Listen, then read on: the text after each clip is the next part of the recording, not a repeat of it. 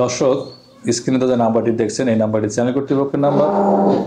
এই নম্বরে ইমো এবং হোয়াটসঅ্যাপ আছে। ছেলেরা যদি প্রস্তাব দেয় তো কি করবেন? আমি মনে করব কি আমার ভাগ্যে এটাই রাখছে, এটা আমার মেনে নিয়ে চলতে হবে, বা এটা আমার মেনে নিয়ে সংসার করতে হবে। আমি আরেকটা কথা বলি, এই যে আপনি আমার কাছে আসছেন ভিডিও করতে, এরকম কি আরো কোথাও ভিডিও করছেন? সত্য বলবেন। না, আমি ভিডিও করিনি। অন্য কারো কোনো নাম্বার পান নাই? না না না, আমি মানে এই জগতে আমি পাড়া দেইনি কোনো এক আপুর ভরসা দেওয়া নেই বা এক আপু পরামর্শ দেওয়া নেই।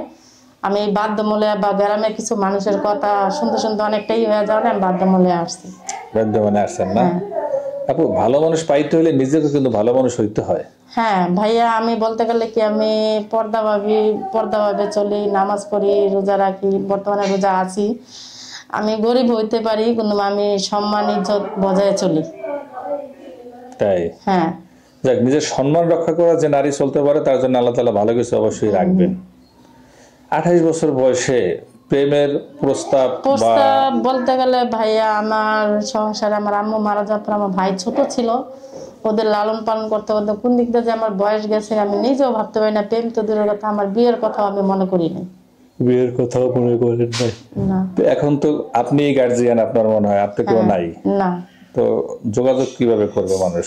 যোগাযোগ বলতে গেলে ভাইয়া, আমার আগে মোবাইল ছিল, এখন ফ্যামিলির কষ্টের কারণে আমি মোবাইলটা বেচে ফেলাইছি। কোনো সামনে ইনশাল্লাহ আমি কেনার চেষ্টা করব বা আমি কিনবো, কিন্তু এখন বর্তমানে আমার কাছে নাই কোনো। ভাইয়া, আপনাদের মোবাইলটা যদি আমরা যোগাযোগ করি আমার কোনো আপত্তি নেই।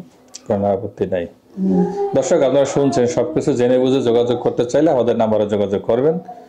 দর্শক, স্ক্রিনে যে নাম্বারটি দেখছেন এই নাম্বারটি চ্যানেল কর্তৃপক্ষের নাম্বার। এই নাম্বারে ইমো এবং হোয়াটসঅ্যাপ আছে। আপুটিকে ভালো লাগলে আমাদের সাথে যোগাযোগ করবেন, আমরা আপনার সাথে কথা বলে যোগাযোগ করিয়ে দেওয়ার ব্যবস্থা করব ইনশাআল্লাহ।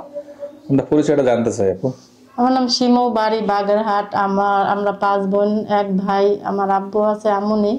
আমি সংসারের বড় মেয়ে, আমার বয়স 28। সংসারে হাল ধরতে ধরতে আমার বিয়ের বয়স কোন দিক দিয়ে পার হয়েছে আমি নিজেও বলতে পারি না। এই পরিস্থিতির মধ্যে আছেন। হ্যাঁ। আপনার সংসার চলে কিভাবে? কে ইনকাম করে? চলে বলতে গেলে আমি ওই টুকটাক কাজ করি। কাজ তো আর বলার মতন না, তারপরও বলি আমি টুকটাক কাজ করে আমার ফ্যামিলিরে আমি চালাইছি। টুকটাক কাজ বলতে মানুষের বাসায় কাজ করা আর কি, এরকম কিছু করতেছেন? এটা প্রকাশ করিয়ে দেই, মানুষ তো জানবি, তাই না? আর সেটা দেখে লাভ কি? মিডিয়াতে যেন আইসেই পড়ছে, মানুষ জানুক, তারপরে দেখি আপনার কোনটা গতি হয় কিনা।